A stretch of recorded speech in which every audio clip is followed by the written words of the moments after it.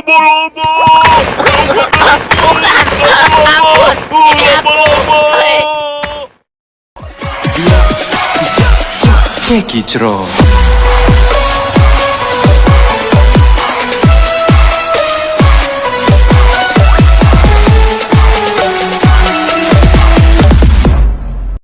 Assalamualaikum warahmatullahi wabarakatuh.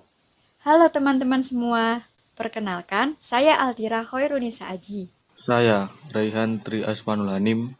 Saya Safrian Reza Nur Hidayatullah. Dalam melakukan aktivitas sehari-hari, tak jarang kita menggunakan bantuan sistem pneumatik, seperti memompa ban kendaraan yang kempes, melubangi benda dengan mesin bor, memompa air menggunakan mesin pompa, dan sebagainya.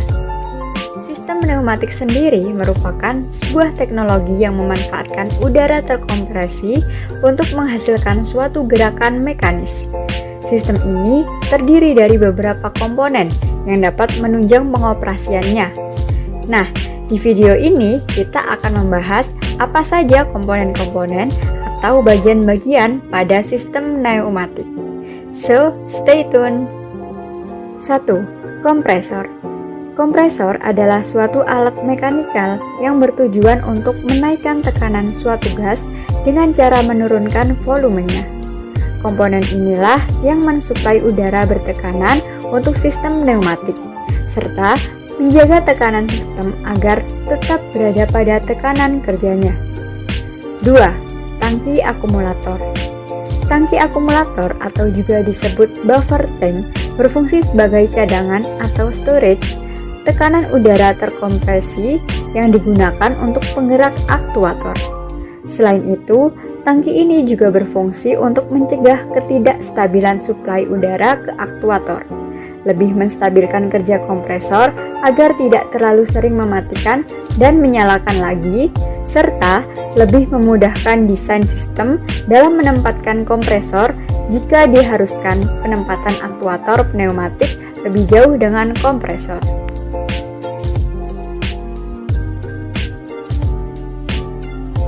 Ketiga, FRL atau filter, regulator, dan lubrikator.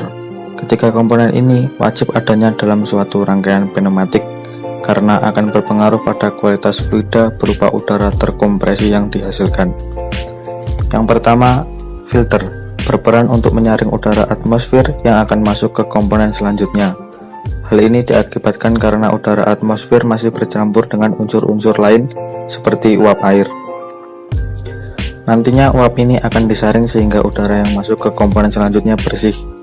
Apabila udara yang mengandung uap air masuk ke komponen tertentu seperti valve, maka akan menimbulkan suatu kerusakan yang dapat merugikan. Yang kedua, regulator. Pada regulator terdapat sebuah alat pendeteksi besar tekanan yang biasa disebut gauge. Kedua alat tersebut menjadi komponen wajib di setiap sistem pneumatik. Regulator adalah komponen yang berfungsi untuk mengatur suplai udara terkompresi yang masuk ke sistem pneumatik. Sedangkan gauge berfungsi sebagai penunjuk besar tekanan udara di dalam sistem. Keduanya dapat menjadi sistem mekanis maupun elektrik.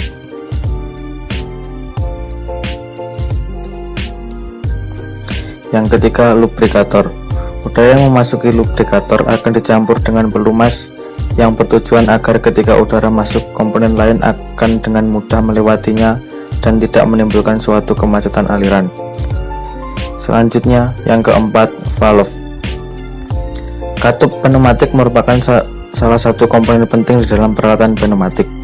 Fungsi utama dari katup-katup di dalam suatu sistem pneumatik adalah untuk mengubah, membangkitkan, atau menghentikan sinyal untuk keperluan-keperluan penginderaan, pemrosesan, dan pengendalian. Katup dibagi-bagi menjadi beberapa golongan berdasarkan fungsinya di dalam rangkaian pneumatik. Katup juga dapat dibagi berdasarkan jenis sinyal yang diterima, metode pengaktifan, metode kembali ke posisi semula, dan konstruksinya. Yang kelima, selang. Selang digunakan untuk mendistribusikan udara terkompresi dari kompresor atau tangki akumulator ke berbagai sistem akuator. Diameter selang yang digunakan pun bermacam-macam, tergantung dari desain dan tujuan penggunaan sistem pneumatik tersebut. Pada sebuah sistem pneumatik besar atau menggunakan lebih dari 2 aktuator, untuk area sistem supply atau area kompresor dan tangki digunakan pipa berdiameter lebih besar daripada yang digunakan pada area aktuator.